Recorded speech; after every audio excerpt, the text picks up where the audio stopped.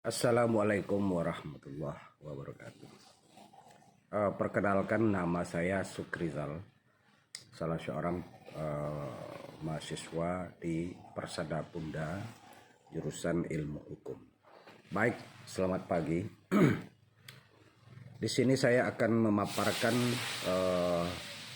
sebuah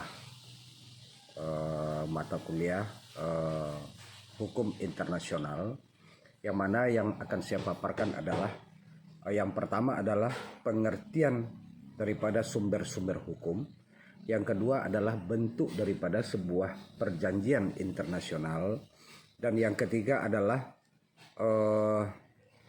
bentuk-bentuk negara, dan yang keempat adalah contoh kerjasama antara sebuah perjanjian bilateral beserta contohnya, dan perjanjian unilateral beserta contohnya. Baik, Bapak dosen yang saya hormati, pengertian sumber-sumber hukum di sini adalah sumber-sumber hukum yang sering digunakan dalam pembentukan dan penerapan hukum internasional. Sumber-sumber ini memberikan dasar hukum yang mengatur hubungan antar negara-negara dan subjek hukum internasional. Sumber hukum internasional ini diatur dalam pasal 38 ayat 1 Statuta Mahkamah Internasional. Pasal ini menyebutkan 4 sumber hukum internasional yang diakui, yaitu yang pertama perjanjian internasional, yang kedua kebiasaan internasional, yang ketiga prinsip-prinsip umum hukum, dan yang keempat adalah keputusan pengadilan. Selain itu, ajaran dari para ahli juga dapat digunakan sebagai sumber hukum tambahan. 2. Bentuk perjanjian internasional adalah meliputi perjanjian bilateral dan perjanjian multilateral. Secara umum perjanjian internasional dibagi menjadi 2 jenis, yaitu perjanjian bilateral dan perjanjian multilateral. Berikut ini saya sampaikan ataupun kami sampaikan masing-masing. Yang pertama, perjanjian bilateral adalah perjanjian yang dibuat oleh dua subjek hukum internasional yang di dalam hal ini yaitu negara yang masing-masing memiliki atau mempunyai kapasitas hukum untuk membuat perjanjian internasional. Dalam situasi tertentu dimungkinkan juga beberapa negara dan atau organisasi internasional tergabung menjadi satu pihak dalam perjanjian bilateral. Perjanjian bilateral pada umumnya berbentuk sebuah instrumen yang ditandatangani oleh kedua belah pihak, atau pertukaran dua dokumen, nota atau surat diplomatik yang menginformasikan bahwa kedua telah sepakat ataupun menyetujui. Contoh perjanjian bilateral tersebut adalah perjanjian tentang penetapan garis batas laut wilayah Indonesia dan Singapura. Nah, itu salah satu contohnya. Di bagian barat Selat Singapura yang telah disahkan melalui Undang-Undang Nomor 4 Tahun 2010. B. Perjanjian multilateral. Sebuah perjanjian internasional yang dibuat oleh 3 atau lebih subjek hukum internasional, atau dalam hal ini dibuat oleh 3 atau lebih negara yang masing-masing memiliki atau mempunyai kapasitas hukum untuk membuat perjanjian internasional tersebut. Perjanjian internasional yang diakui lebih dari 2 negara, yaitu perjanjian multilateral. Perjanjian multilateral biasanya dibuat dalam satu dokumen, namun dalam keadaan tertentu bisa juga dilakukan dalam bentuk pertukaran dokumen apabila pihaknya tidak lebih dari 3 ataupun 4 negara.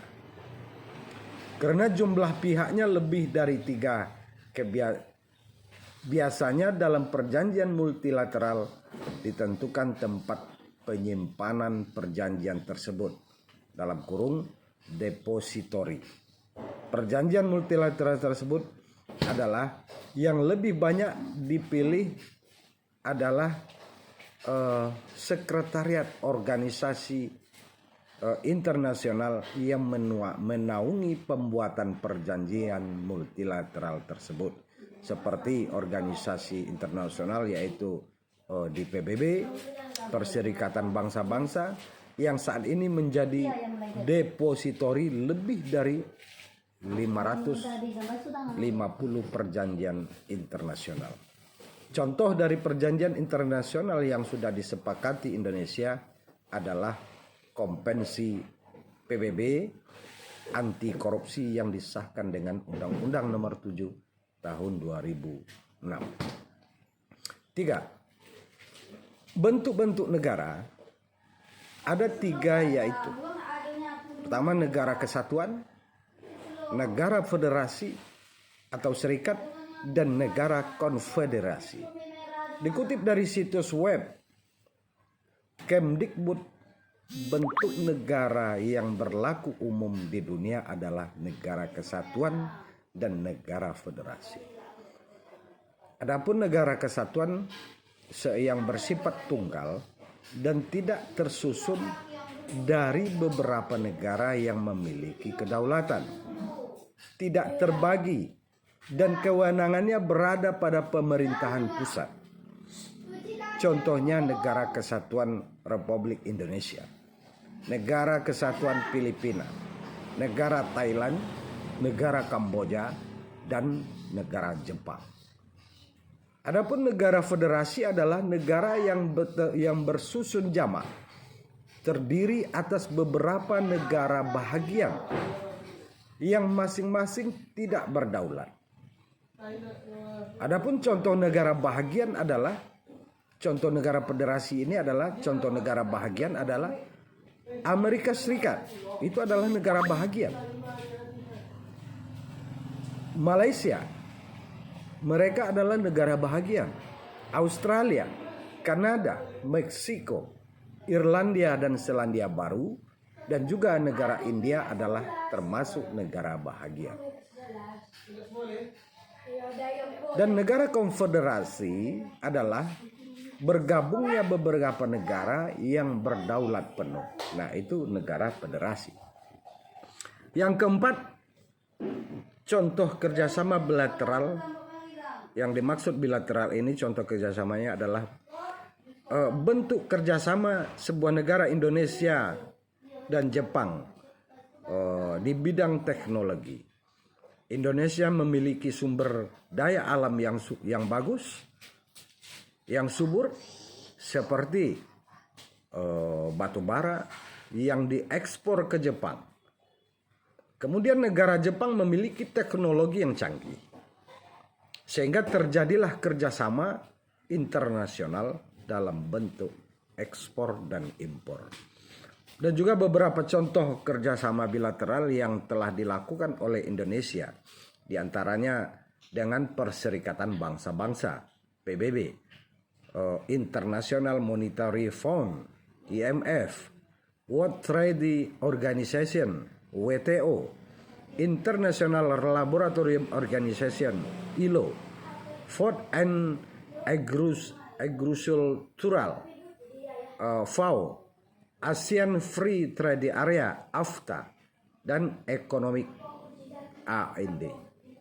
Perjanjian unilateral hakikatnya adalah perbuatan satu atau lebih pihak, satu pihak atau lebih, untuk mengikatkan diri pada satu atau lebih kepada pihak lain.